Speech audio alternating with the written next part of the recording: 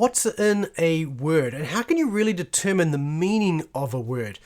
Well, in this video, we're going to talk a little bit about that, and I'm going to examine one particular word that you'll find the meaning in the translations is not always very helpful. Hi, I'm Daryl Burling from Master New Testament Greek, here to help you with the tools, habits, and system to help you master the Greek of the New Testament. If you're interested in doing that, then go ahead, go to masterntgreek.com/roadmap and download my free roadmap to mastery today. Now, here's the thing. When you look up a word in your Greek dictionary, often it will give you one of several glosses, particularly if you look at something like BDAG, a little more exhaustive. It's going to give you a bunch of different options. How do you know which one it should be you should choose in the context? Well, that question is not always very easy to answer. In this video, we're just going to take a quick look at one word in particular that I've found there's a lot of variation in the translations, and it's not until you really start to look at how the word is used more fully that you come to grips with how it's being used. And this is the word dokimazo, or dokimos if you look at the noun form, or adokimos if you look at the negated form of it. So this is a whole word group we're looking at here, and what we're going to find is that there's a core meaning to this word, that if we can understand that core meaning, it makes sense. But if you look at the word just on the basis of translations, it's actually going to be quite difficult to understand what a word means. And the point of pointing this out is two things. First of all, lexemes have meaning in and of themselves based on the way they're used. Okay, so when you look up a word in a dictionary or in an encyclopedia or a lexicon, that meaning may or may not be helpful in the context you're using it in. It's only going to be the context itself that's going to illuminate the true meaning of this word.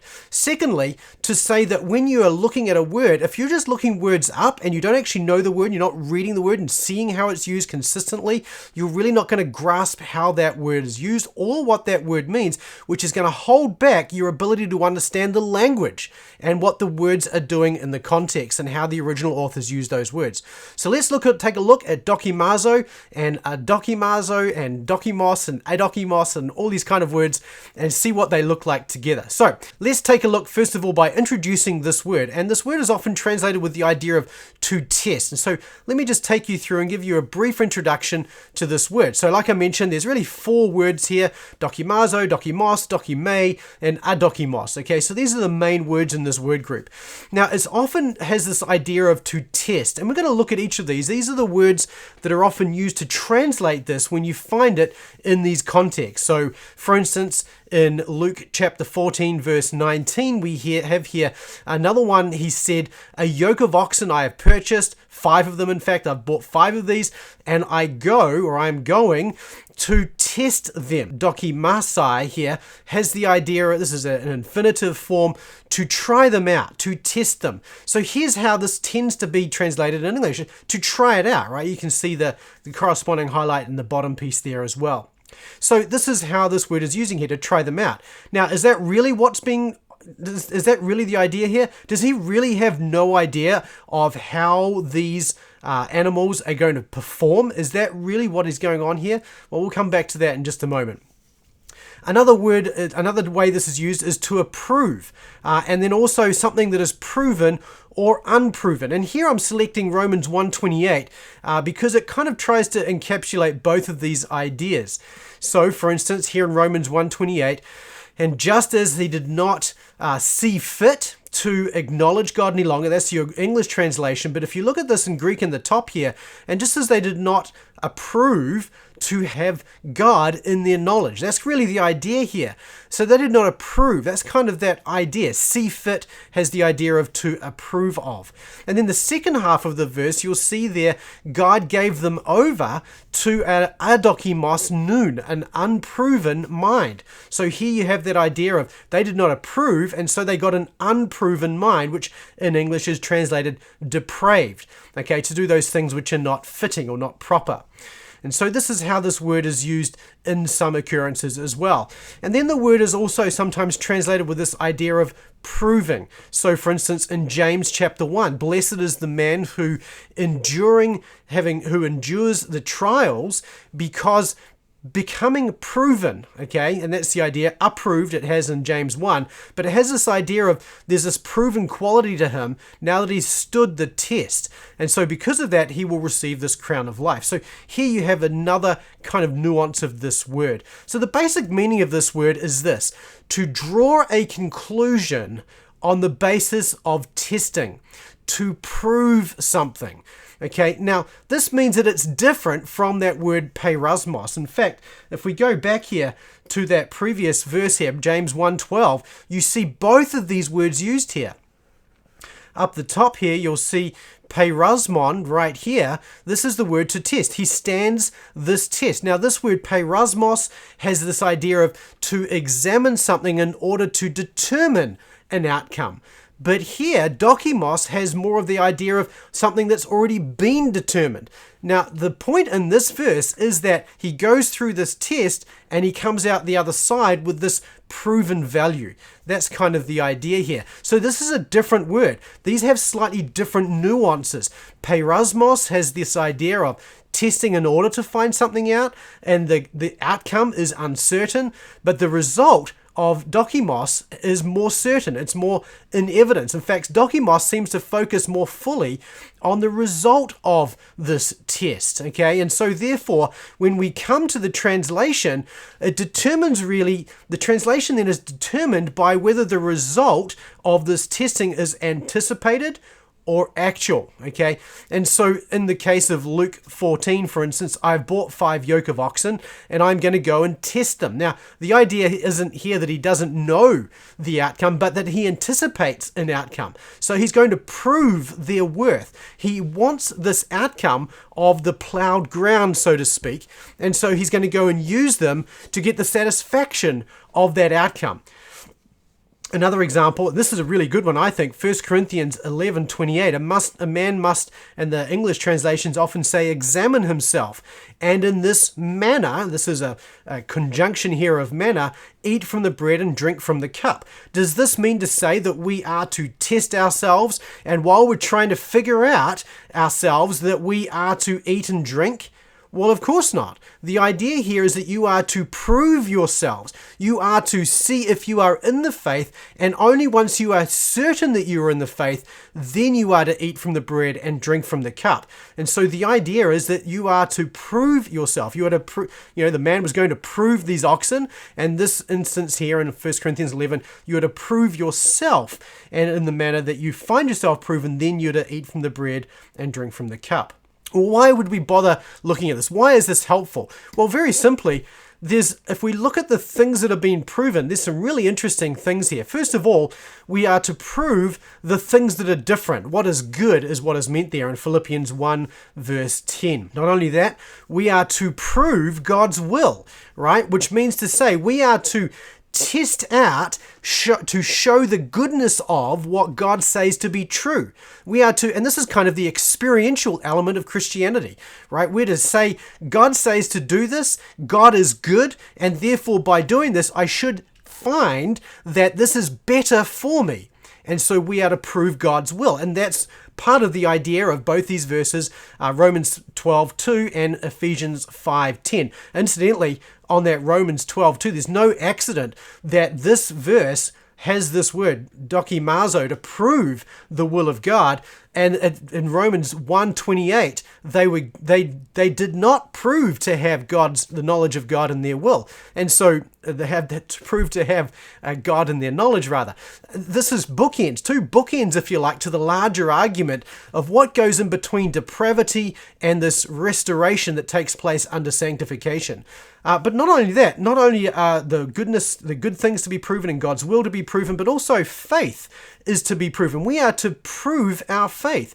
James 1:3 talks about, your faith is to be proven. 1 Peter 1:7 talks about a proven faith as well. We are to prove our faith, the genuineness of our faith, the reality of our faith. And we do that through trials. And not only that, but the whole person is to be proven. For instance, in 1 Timothy chapter 3, verse 11, this kind of goes with the previous one with faith, but it's more complete than that. And we'll talk about that in just a moment. Now, the responsibility for this testing is also really interesting. So not only is what is to be proven really interesting, but the responsibility for testing is interesting. In some cases, God directly tests people, such as in 1 Thessalonians chapter 2, verse 4, which says, just as we have been proven by God to be, and therefore we have been entrusted with the gospel, and so on and so forth. So there, God has proven the apostles, and therefore he's entrusted them with the gospel.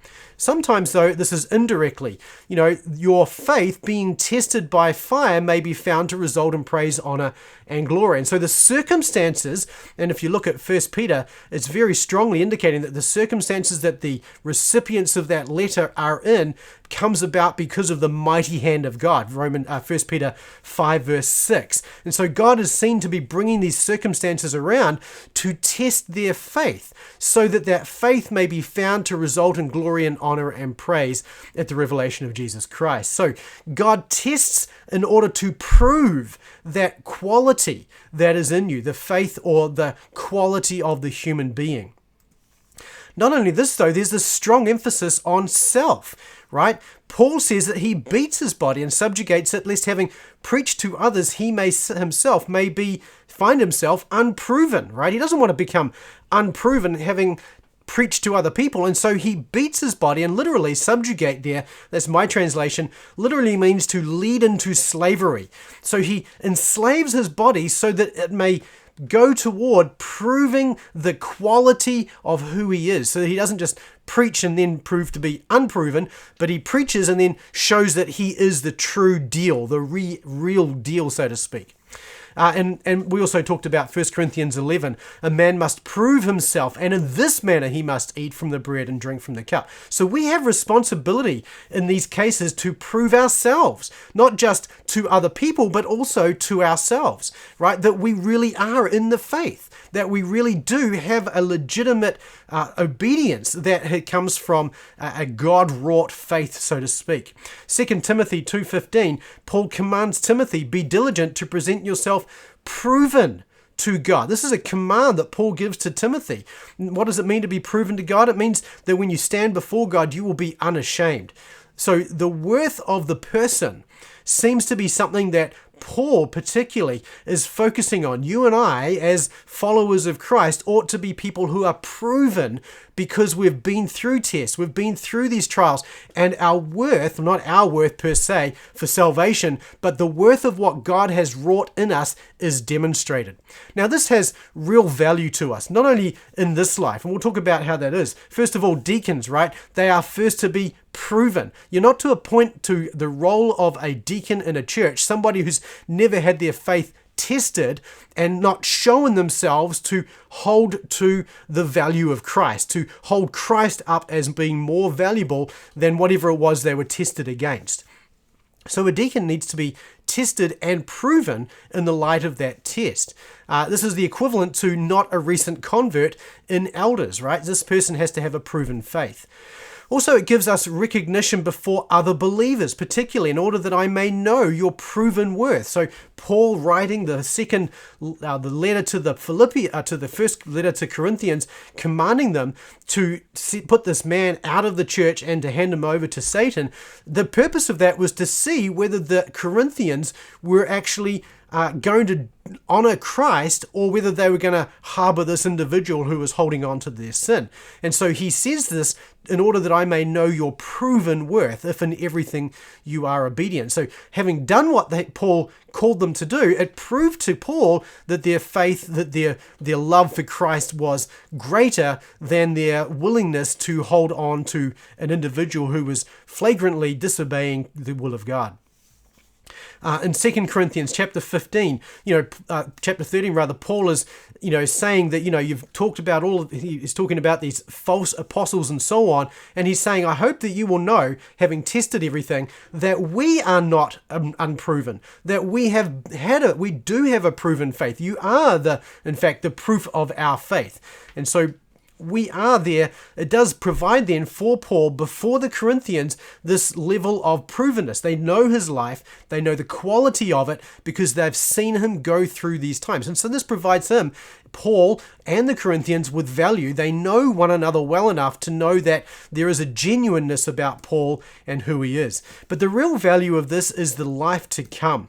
James 1:2, blessed is the man who, 1:12, blessed is the man who endures temptation, because once proven, he will receive the crown of life. Someone who's unproven is not necessarily in line to receive that crown of life. And so we should value a proven faith, proving ourselves through that temptation to love Christ and to love the Lord more than we love stuff or comfort or whatever it is that was being tested.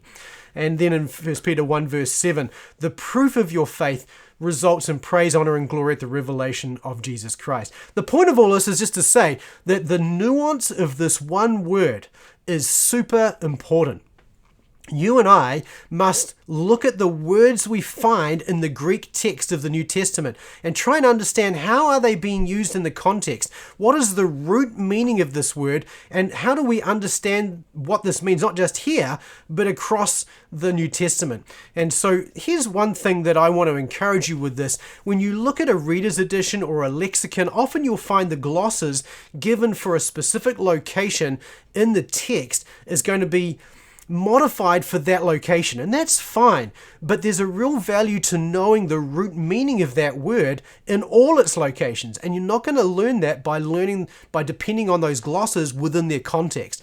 It's really not going to happen until you understand how that word should be used more broadly and how authors use that. Now, we can't always do that with hapax legomena and things like that, but with words that occur more often, the way those words are used is really important. And often what we find in the glosses at the bottom of the page in the reader's edition is going to be something that is going to be a metaphor rather than the actual usage, and so we miss the true use of that word. So I want to encourage you, if you're using a reader's edition or something like that, to go still look up those words where they kind of seem a little smooth sometimes, or where you've seen this word used somewhere else and it doesn't quite mean the same thing. Go look the word up, look at other uses of it, and what you'll find is that often there's something really significant there, really valuable, really important. And if you take a little bit of time to understand that, you'll find real value there, not just in terms of the knowledge for your Greek, but for your soul as well.